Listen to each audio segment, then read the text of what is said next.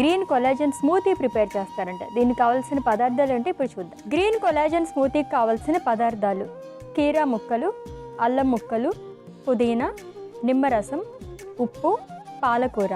Green collagen స్మూతీకి కావాల్సిన పదార్థాలు చూసాం కదండి. ప్రాసెస్లోకి అయితే వెళ్ళిపోదాం. సో చాలా తక్కువ ఇంగ్రీడియంట్స్తో, నాకు తెలిసి ఆల్మోస్ట్ చాలామంది తీసుకుంటూ ఉంటారు, బట్ ఎక్కువగా వెయిట్ లాస్కి తీసుకుంటారు ఈ కైండ్ ఆఫ్ స్మూతీస్ అదని. బట్ మనం కొలాజన్ గురించి మాట్లాడుకుంటున్నాం కాబట్టి ఫస్ట్ థింగ్, అసలు కొలాజన్ అంటే ఏంటి చెప్పండి. కొలాజన్ అనేది ఒక కాంప్లెక్స్ ప్రోటీన్ మాలిక్యూల్ అనమాట అశ్విని. ఇది మన బాడీలో ప్రతి ఒక్క మజిల్కి కానివ్వచ్చు, స్కిన్కి కానివ్వచ్చు, మన బాడీలో టెండాన్స్ కానివ్వచ్చు, ప్రతి ఒక్క పార్ట్కి ఇది ఒక సపోర్టివ్ లాగా హెల్ప్ అవుతుంది అనమాట.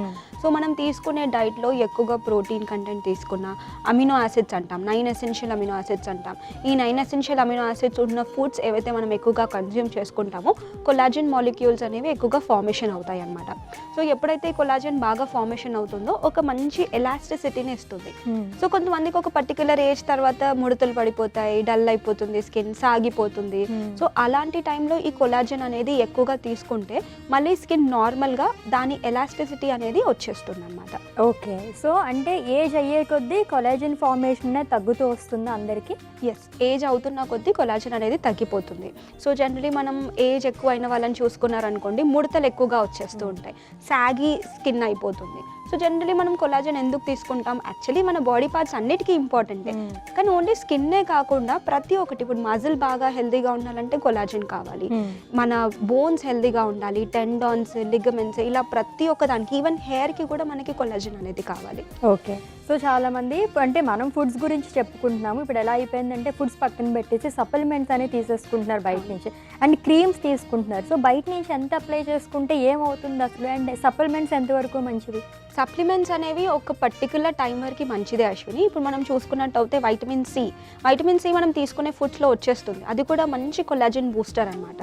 సో వైటమిన్ సి సప్లిమెంట్స్ తీసుకోవచ్చు, ప్రాబ్లం ఏం లేదు, కానీ మరీ ఎక్కువగా కూడా వేరే సప్లిమెంట్స్ ఏవి తీసుకోకూడదు అనమాట.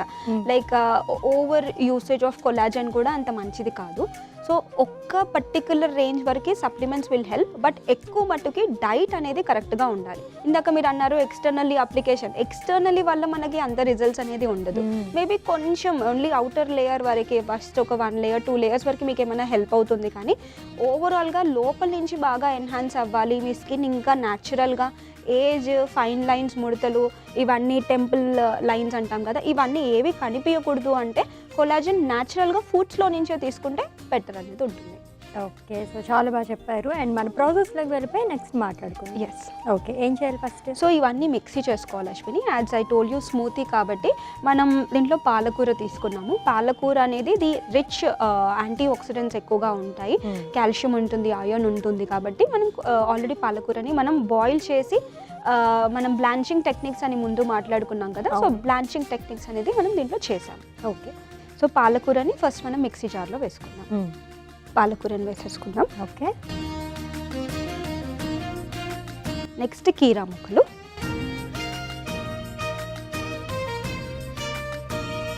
నెక్స్ట్ పుదీనా,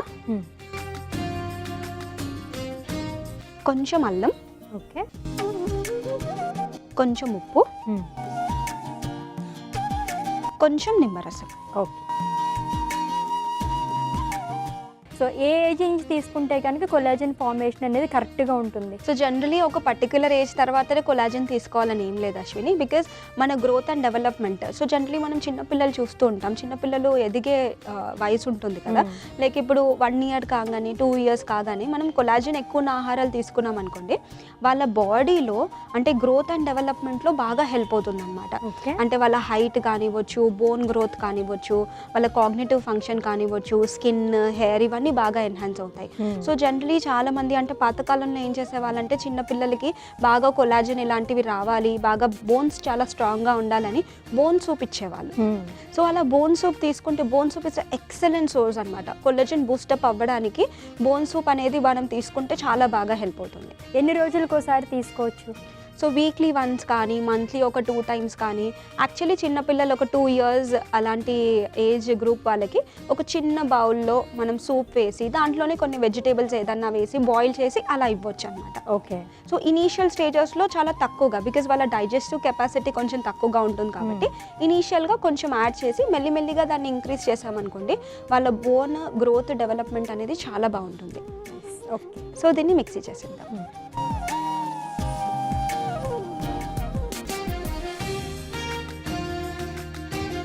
కొంచెం వాటర్ వేసుకుందాం Ashwini. Okay.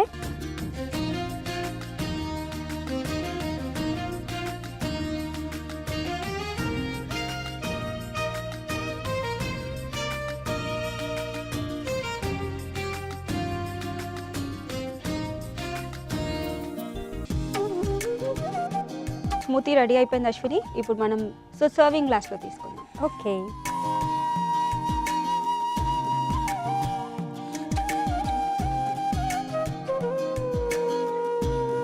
Green collagen smoothie ready అయిపోయింది అశ్విని. టేస్ట్ చేసి చెప్పండి ఎలా ఉందో. ఓకే. ఎస్, కొలాజన్ ఫుడ్స్లో భాగంగా ఈరోజైతే మనం గ్రీన్ కొలాజన్ స్మూతీ అయితే ప్రిపేర్ చేసేసుకున్నామండి. టేస్ట్ చేసే ముందు దీనికి కావాల్సిన పదార్థాలు, తయారీ విధానం ఒకసారి చూద్దాం. గ్రీన్ కొలాజన్ స్మూతీకి కావాల్సిన పదార్థాలు: కీరా ముక్కలు, అల్లం ముక్కలు, పుదీనా, నిమ్మరసం, ఉప్పు, పాలకూర. గ్రీన్ కొలాజన్ స్మూతీ తయారు చేసుకునే విధానం: ముందుగా మిక్సీ జార్ తీసుకుని అందులో పాలకూర, కీరా ముక్కలు, పుదీనా, అల్లం ముక్కలు, ఉప్పు, నిమ్మరసం, తగినంత నీళ్లు పోసి మిక్సీ పట్టుకుని సర్వింగ్ గ్లాస్లోకి తీసుకుని సర్వ్ చేసుకోవాలి. అంతే, గ్రీన్ కొలాజన్ స్మూతీ రెడీ.